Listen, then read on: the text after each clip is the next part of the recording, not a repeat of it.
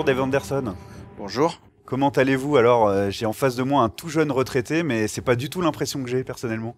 Moi, on va dire que je suis retraité, mais bon, je suis encore quelque temps, je pense, à participer à la grande aventure de hockey. Donc ici, on est à Amiens. Oui. C'est un club évidemment qui compte beaucoup pour vous. Vous y avez passé de nombreuses années, avant de travailler beaucoup évidemment avec les équipes de France. C'était forcément ici que vous alliez revenir donner un coup de main à ce club qui, on le disait tout à l'heure, d'ailleurs est le club doyen en Ligue Magnus. Ouais, bon, enfin, je suis arrivé ici en 75. Je suis resté ici jusqu'au moment de partir à la fédération. Donc, j'ai gardé mon pied à terre ici à Amiens. Et puis, bon, ça fait 43 ans depuis 75. Avec tout ça, je reste un fidèle supporter du club d'Amiens. Que ça soit dans les jeunes ou les seniors. Bon, enfin, pendant, on va dire 17 ans, j'étais un petit peu entre deux sièges parce que avec mon rôle d'entraîneur national, que ce soit avec les 20 ans ou les seniors, une obligation de réserve. Fallait pas avantager une équipe ou une autre. Donc, mais bon, mes fidélités restent avec le club d'Amiens. C'est plutôt sur le volet de la formation que vous allez intervenir ici au niveau des Gothiques. Bah, on est en train de parler formation, puis on verra par la suite où on a besoin de mes compétences. Depuis mon arrivée en France, j'étais dans la formation d'école de hockey jusqu'au senior. Donc j'ai touché un petit peu à tout et donc je reviens. J'ai envie de remettre ce que le hockey français m'a donné tout au long de ces 43 années et le remettre dans les jeunes formations, que ce soit des joueurs, des entraîneurs, des jeunes entraîneurs, éventuellement des arbitres, enfin là où je peux être utile, que ce soit à Amiens, peut-être à la fédération, à la Ligue d'Hauts-de-France. Je veux dire, je suis prêt à donner un coup de main. Vous avez permis alors à cette équipe de France de se hisser au plus haut niveau mondial et surtout de s'y installer. C'était vraiment le défi, j'imagine, principal que la mission que vous aviez avec Pierre Pousse. Ça reste une fierté quand même d'avoir installé la France à la table des plus puissants. Ouais. Bah, je faisais les 20 ans et le DTN de l'époque m'a demandé de faire un stage en intérim au mois de septembre. C'était à Riga en Lettonie parce que l'entraîneur du moment, Heikki Niemi, avait quitté ses fonctions. Donc je fais ça la première année. J'étais nommé par la suite et l'objectif était d'essayer de monter en groupe A et pérenniser l'équipe en groupe A, ce qu'on a réussi à le faire avec Pierre depuis 2007. Oui, 2007. C'était notre objectif, de pérenniser l'équipe dans l'élite mondiale, avoir des performances aussi bien que possible et pourquoi pas des exploits de temps à autre. Et je pense que au fur et à mesure qu'on a gravi les échelons en groupe A, on commençait à avoir de l'appétit et les résultats suivaient ça. En plus de ça, c'était renouveler l'équipe. Quand Luc Tardif est devenu président en 2006 à Amiens, je crois, il a clairement dit que c'était avoir une équipe qui pouvait monter et rester. Et donc nous, on s'est tâché de ça avec Pierre pendant toutes ces années-là. En construisant ce groupe, quelle a été votre priorité? Avec Pierre, vous avez forcément défini des axes de travail. J'ai l'impression que vraiment, même si c'est un peu un cliché, on peut le dire, comme ça c'est facile à dire, mais que les personnes, les caractères, le fait d'être vraiment dévoué à l'équipe, de pas starifier quiconque et d'avoir vraiment ce gros travail collectif nécessaire pour exister face à certaines nations, ça a été comme une ligne conductrice tout au long de votre mandat. Bon, on pouvait pas. Bon, on a des très bons joueurs en France, très bons joueurs français qui s'expatrient, qui vont. Mais on peut pas, pour l'instant, les comparer aux vedettes comme on a un Crosby ou un Ovechkin ou des joueurs comme ça. Pour se maintenir dans ce groupe, il fallait une équipe forte avec beaucoup de caractère qui s'entendait bien, et même dans les moments difficiles, il fallait que ça tienne, que ça soit solidaire. Donc on s'est tâché à ça pendant toutes ces années-là, de garder cette groupe solidaire l'une à l'autre, par quel que soit le résultat ou le moment de l'année, et tout ça, pour qu'ils ont envie de travailler ensemble, même pendant les moments difficiles, et de réussir le tâche qu'on avait devant nous. Il y a une adhésion très forte avec des leaders qui ont montré l'exemple. Ça, j'imagine que c'est forcément très important. Ce sont des relais de votre discours. Et c'est ce qui permet aux autres de se dire, je peux pas être à 50%, je peux pas être à 80%. Quand je vois, par exemple, un Cristobal Huet qui vend vaille que vaille, à quasiment 100% des fois, répondait présent au rendez-vous et insistait pour venir jouer en équipe de France et représenter cette équipe. C'est sûr, quand une des premières choses que j'ai fait après le premier stage, c'est bon, Arnaud Briand, qui était un brillant capitaine avant, avait décidé de mettre terme à sa carrière. Donc on était à la recherche d'un capitaine, et ça, en visionnant tous les joueurs, il y avait beaucoup de joueurs avec des qualités, mais un des joueurs clés qui me sautait aux yeux, qui avait un peu l'esprit comment je jouais, comment Pierre jouait, c'était Laurent Meunier. C'était tout naturel et puis il était de son style de jeu sur la glace et son charisme et son caractère. On a dit bon, ce sera Laurent, le capitaine, et c'est parti de là. Nous, on avait une vision d'une équipe battant, qui lâchait rien. Laurent était le joueur. Après, bon, il y a eu, c'est sûr qu'on était, je veux dire, super bien épaulé par d'autres joueurs, notamment Christo, qui était un gardien hors norme pour notre équipe, qui a toujours répondu présent, et ça a donné un élan à cette équipe. Il y avait Christo, il y avait Laurent, il y avait Baptiste, il y avait Vincent Bachet, il y a une groupe, un ossature de joueurs d'expérience, des caractères, qui en ont amené d'autres et qui ont inculqué cet esprit dans les jeunes. Nous, en tant qu'entraîneurs, on pouvait faire le boulot, mais venant des joueurs qui jouaient avec eux, ils ont vu le travail qu'ils faisaient à chaque fois, les jeunes, quand ils montaient avec nous, et il fallait qu'ils soient dans le moule. Et donc, nous, on s'est tâché de bien choisir des joueurs qui complétaient l'équipe et qui avaient cet esprit de solidarité dans l'équipe, un esprit de camaraderie et un esprit hockey français. Et j'ai l'impression, mais peut-être vous allez me contredire, ce serait intéressant de savoir sur ce point, que sur les dernières années, il y avait une ambition qui était rehaussée. Comme si finalement ce caractère était intégré, mais on était capable aussi, évidemment, déjà de produire du jeu, mais de s'installer, quoi, c'est-à-dire d'assumer, et puis finalement de peut-être mieux négocier ces matchs qui étaient toujours un peu complexes contre des équipes du niveau de la France, ou peut-être supposés un peu en dessous, qui étaient presque les plus compliqués. Bah, c'est exactement ça. Il y a eu une déclic. Il y a eu une déclic. Un championnat du monde, je pense que c'était en Finlande, où on commençait à montrer une capacité de jouer contre les gros nations. Avant ça, on était toujours bon. Il faut qu'on gagne tel match contre, que ça soit des Autrichiens, des Italiens ou enfin des pays, des Norvégiens, des Slovènes, où il fallait absolument gagner ces matchs pour se maintenir. À partir l'année qu'on a fait je crois que c'est 2012 à Helsinki, on a commencé à avoir des très bons résultats. On commençait à jouer à égal avec les grosses nations, que ce soit la Slovaquie, la Tchéquie, le Canada. Ils avaient de plus en plus du mal.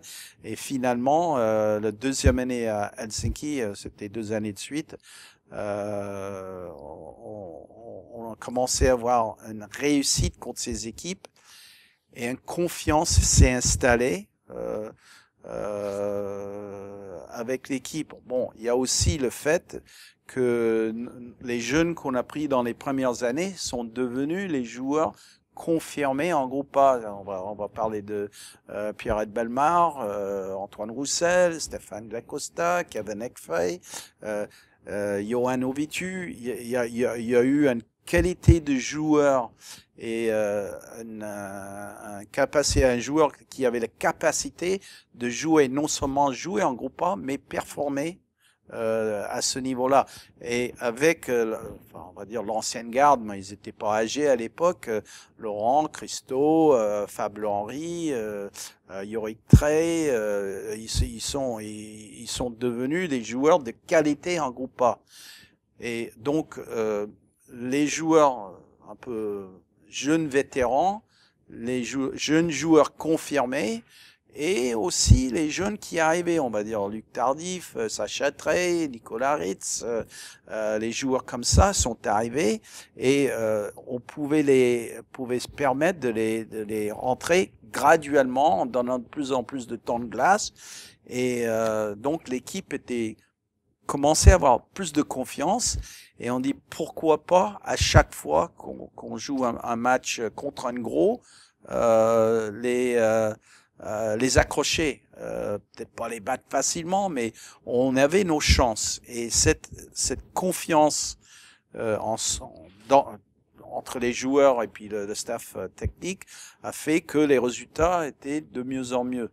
Et les jeunes qui arrivaient derrière voyaient cette confiance et ça s'est petit à petit installé.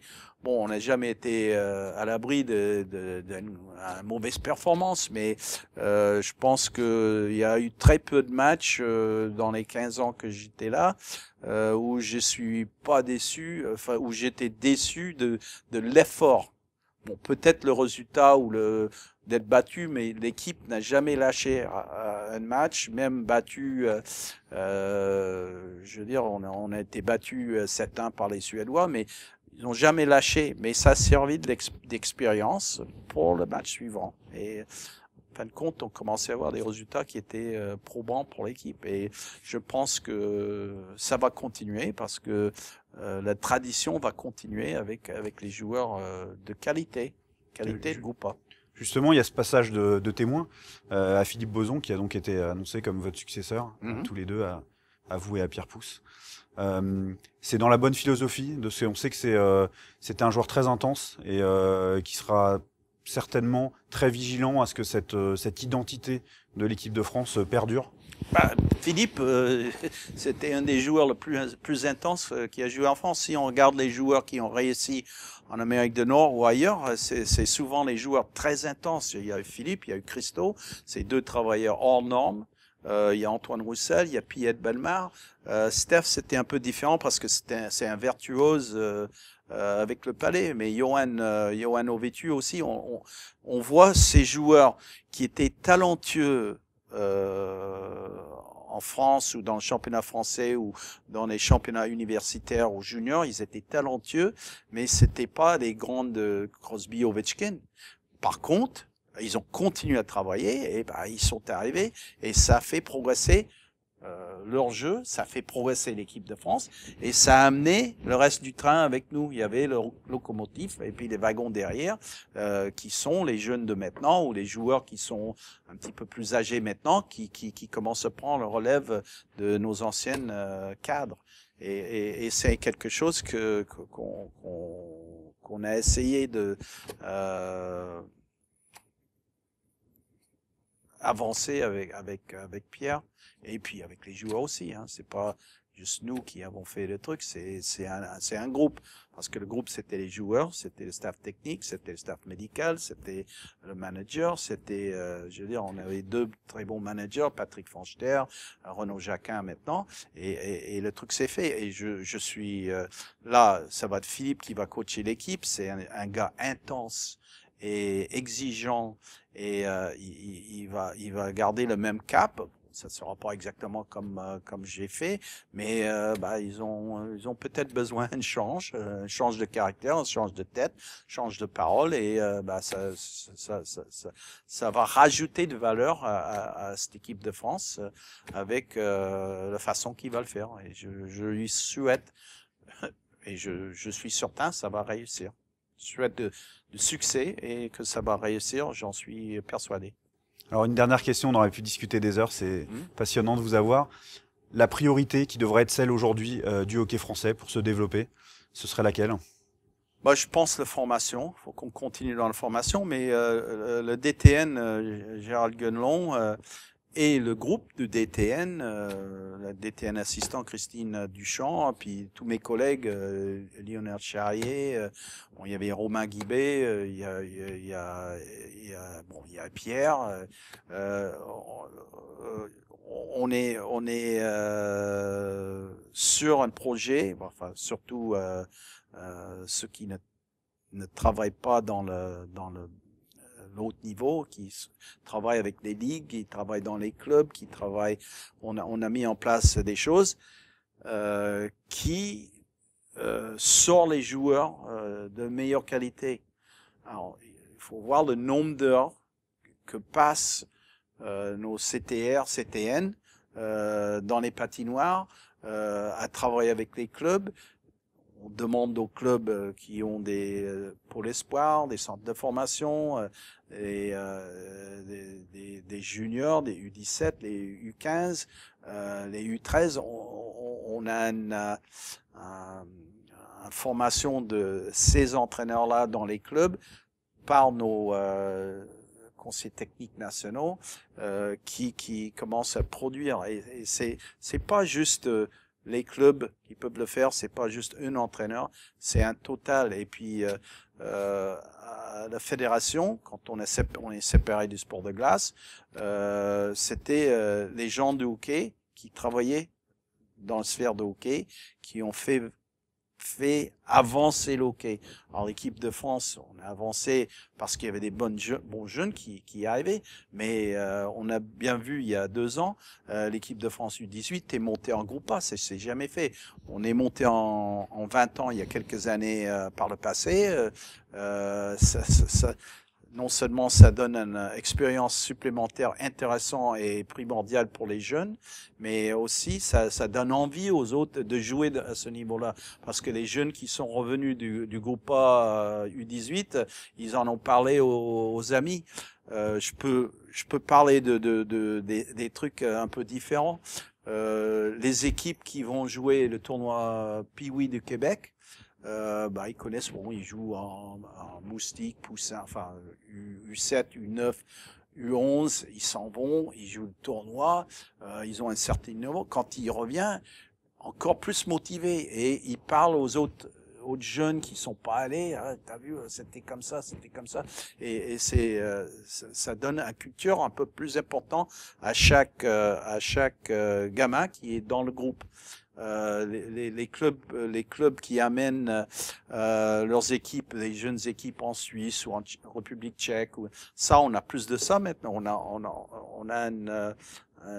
On peut sortir dans les autres pays et avoir un résultat qui est pas si mal que ça, un match amical peut-être, mais je veux dire, ça donne une expérience supplémentaire et ça rajoute à nos l'intensité et la capacité de jouer nos jeunes, et puis ça les fait progresser.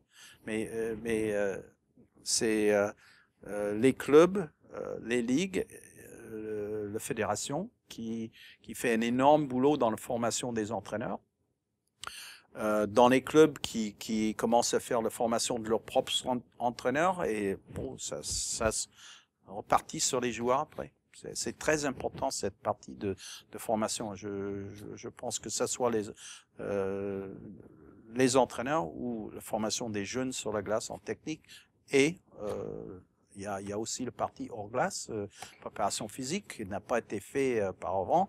Enfin, il y a quelques années en arrière, c'est devenu quelque chose de primordial pour les équipes ou les clubs qui sont performants. Et nous, on a la même chose. Alors, ça c'est en équipe de France, c'est la même chose. Donc, c'était depuis, je vais dire 2007, quand on est devenu la fédération de hockey. C'est petit à petit, on construit le hockey français. Et bon, il y a des personnes qui ont fait énormément pour ça. Bon, Luc Tardif il a commencé la fédération de hockey avec un état général de hockey sur glace. On était toujours sous la houlette des sports de glace. Luc, il a fait un travail important. On a fait un week-end à Grenoble pour parler de ce qu'on avait besoin. Et c'est parti de là. Et ça a suivi. Bon, Luc, puis ses dirigeants de hockey, sa comité après, ont poussé un bon choix en DTN de Gérald, qui avait la formation, qui a un vue global sur le hockey, le parti sportif. Hein. Et donc ça c'est parti de là. C'est important, mais on peut pas négliger quelque part. Il faut que on a des gens qui sont compétents dans les petites catégories. Si on met quelqu'un qui n'est pas motivé ou qui n'est pas vraiment un entraîneur dans les jeunes catégories, comment on peut produire les jeunes joueurs? Ils vont forcément arriver à un moment donné, il manque des techniques de base ou les connaissances ou d'être futé sur la glace. Et on voit une évolution vers le haut dans toutes ces catégories, que ce soit les entraîneurs, les joueurs et puis les arbitres aussi. Hein. Je veux dire, si on n'a pas d'arbitre, on peut pas jouer. Donc, on a un groupe de personnes qui s'occupent de formation des arbitres, qui commence à porter ses fruits. Et ça part depuis, on va dire, plus particulièrement en 2006, c'est la fabrication, je cherche le mot, de la Fédération française de hockey sur glace. Très bien, c'était une très belle, longue et très belle conclusion sur le hockey français. Merci beaucoup Dave Anderson d'avoir été notre invité. Salut le hockey franco, c'est Fred. N'oubliez pas de nous suivre sur les réseaux sociaux et de vous abonner à la chaîne. Et si vous voulez ne rien louper, activez la cloche en haut à droite. À la prochaine!